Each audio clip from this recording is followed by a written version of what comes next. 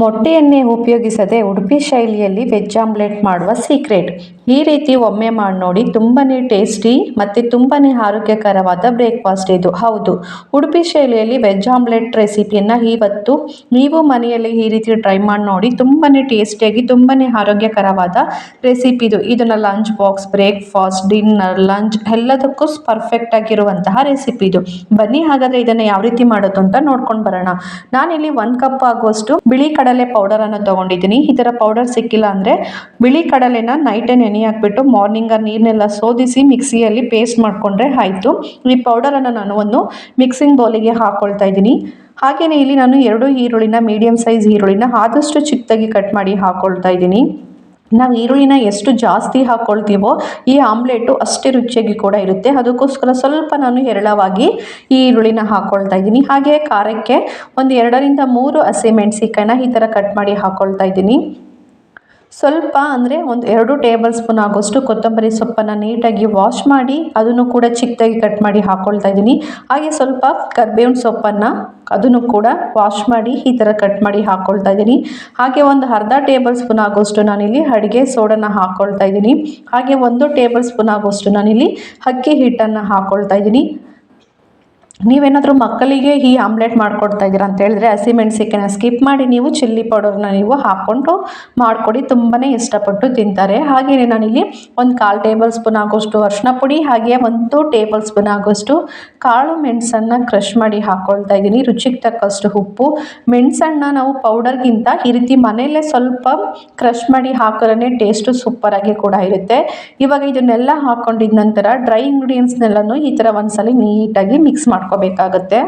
ಸ್ವಲ್ಪ ನೀರನ್ನ ಹಾಕೊಂಡು ಇವಾಗ ಈ ತರ ಮಿಕ್ಸ್ ಮಾಡ್ಕೋಬೇಕಾಗುತ್ತೆ. ಈ ಹಿಟ್ಟು ಹದ ಬಂದು ಯಾವ ರೀತಿ ಇರ್ಬೇಕಂತ ಹೇಳಿದ್ರೆ, ನಾವು ದೋಸೆ ಎಲ್ಲ ಯಾವ ರೀತಿ ಹಿಟ್ಟನ್ನ ಕಲ್ಸ್ಕೋತೀವೋ ಆ ಹದಕ್ಕೆ ಈ ಹಿಟ್ಟನ್ನ ಕಲ್ಸ್ಕೋಬೇಕಾಗುತ್ತೆ. ಆವಾಗಲೇ ಆಮ್ಲೆಟ್ ತುಂಬಾನೇ ಟೇಸ್ಟಿಯಾಗಿ ಕೂಡ ಇರುತ್ತೆ. ಒಂದೇ ಸಲ ನೀರು ಹಾಕೋಬಿಟ್ರೆ ನಮಗೆ ಗೊತ್ತಾಗಲ್ಲ.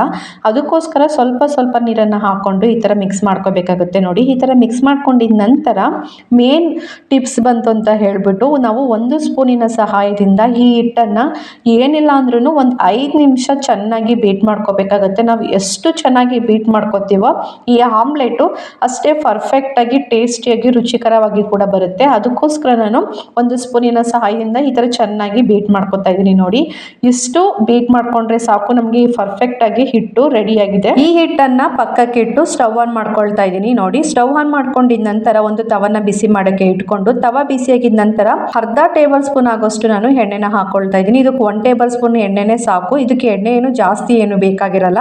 ಅರ್ಧ ಟೇಬಲ್ ಸ್ಪೂನ್ ಎಣ್ಣೆ ಹಾಕೊಂಡು ಈ ಥರ ತವಕ್ಕೆಲ್ಲ ಸ್ಪ್ರೆಡ್ ಮಾಡ್ಕೋಬೇಕು. ನೋಡಿ, ತವ ಸ್ವಲ್ಪ ಎಣ್ಣೆ ಎಲ್ಲ ಕಾದ ನಂತರ ಸ್ಟೌವನ್ನು ಕಡಿಮೆ ಉರಿಯಲ್ಲಿ ಇಟ್ಕೊಂಡು ಈ ಹಿಟ್ಟನ್ನು ಹಾಕೋಬೇಕಾಗುತ್ತೆ. ನಾವು ದೋಸೆ ಎಲ್ಲ ಯಾವ ರೀತಿ ಹಾಕೊಳ್ತೀವೋ ಅದೇ ರೀತಿ ನಾವು ದೊಡ್ಡದಾಗಿ ಹಾಕೊಳ್ಳೋಕೆ ಹೋಗ್ಬಾರ್ದು. ಚಿಕ್ಕ ವೃತ್ತಾಕಾರದಲ್ಲಿ ಇದನ್ನು ಹಾಕೋಬೇಕಾಗುತ್ತೆ. ಯಾಕಂದರೆ ಇದು 2 ಸೈಡು ಚೆನ್ನಾಗಿ ಬೇಯಬೇಕು.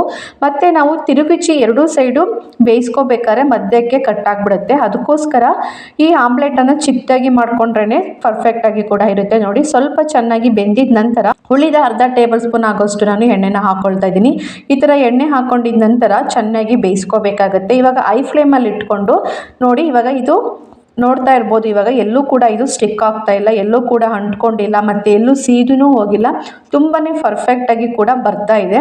ಇವಾಗ ಮತ್ತೆ ಇನ್ನೊಂದು ಬದಿ ತಿರುಚಿಸಿ ಇದನ್ನು ಏನಿಲ್ಲ ಅಂದ್ರೂ ಒಂದು 5 ರಿಂದ 7 ನಿಮಿಷ ಬೇಯಿಸ್ಕೋಬೇಕಾಗುತ್ತೆ. ಅಷ್ಟೇ, ಇದಕ್ಕೇನು ಜಾಸ್ತಿ ಟೈಮ್ ಏನು ಬೇಕಾಗಿರಲ್ಲ. ನೋಡಿ, ಈ ಆಮ್ಲೆಟ್ ಮಾಡೋಕ್ಕೆ ಏನು ಬೇಕಾಗಿಲ್ಲ, ಮೊಟ್ಟೆ ಅಂತೂ ಬೇಕೇ ಆಗಿರಲ್ಲ. ಈ ರೀತಿ ಆಮ್ಲೆಟ್ನ ಮಾಡ್ಕೊಡೋಕ್ಕೆ ಜಸ್ಟ್ ಈರುಳ್ಳಿ, ಹಸಿಮೆಣಸಿಕಾಯಿ, ಕೊತ್ತಂಬರಿ ಸೊಪ್ಪು, 1 ಕಪ್ ಕಡಲೆ ಇತ್ತು ಅಂದರೆ ಈ ವೆಜ್ ಆಮ್ಲೆಟ್ ರೆಡಿ ಆಗುತ್ತೆ. ನೋಡಿ, ಇವಾಗ ಒಂದು ಕಡೆಯಿಂದ ಬೆಂದ ನಂತರ ಇನ್ನೊಂದು ಕಡೆಗೆ ತಿರುಗಿಸಿ 2 ಸೈಡು ಇದನ್ನು ಚೆನ್ನಾಗಿ ಪರ್ಫೆಕ್ಟಾಗಿ ಬೇಯಿಸ್ಕೊಂಡಿದ್ದೀನಿ. ಇಷ್ಟ ಆದರೆ ಸಾಕು. ಇವಾಗ ರುಚಿಕರವಾದ ಮತ್ತು ಆರೋಗ್ಯಕರವಾದ ವೆಜ್ ಆಮ್ಲೆಟ್ ರೆಡಿಯಾಗಿದೆ. ಇವಾಗ ಸ್ಟವನ್ನು ಆಫ್ ಮಾಡಿ ಒಂದು ಪ್ಲೇಟ್ಗೆ ಸರ್ವ್ ಮಾಡಿ ತೋರಿಸ್ತಾ ಇದ್ದೀನಿ. ಆಹಾ, ನೋಡ್ತಾ ಇದ್ರೆ ಬಾಯಲ್ಲಿ ನೀರು ಬರ್ತಾ ಇದೆ. ಅಷ್ಟು ಟೇಸ್ಟಿಯಾಗಿ ಖಾರವಾಗಿ ತಿಂತಾ ಇದ್ರೆ ಈರುಳ್ಳಿ, ಮೆಣಸಿಕಾಯಿ, ಹಸಿಮೆಣಸಿಕಾಯಿ ಎಲ್ಲ ಬಾಯಲ್ಲಿ ಸಿಗ್ತಾ ಇದ್ರೆ ಏನು ಟೇಸ್ಟ್ ಅಂತ ಹೇಳ್ತೀರಾ ಗೊತ್ತಾ? ಈ ಥರ ಚಳಿ ವೆದರ್ಗೆ ಈ ರೀತಿ ವೆಜ್ ಆಮ್ಲೆಟ್ ಮಾಡಿಕೊಟ್ರೆ ಮಕ್ಕಳಿಗಂತೂ ತುಂಬಾನೇ ಇಷ್ಟಪಟ್ಟು ತಿಂತಾರೆ. ಅಷ್ಟು ಟೇಸ್ಟಿಯಾಗಿ ಕೂಡ ಇರುತ್ತೆ.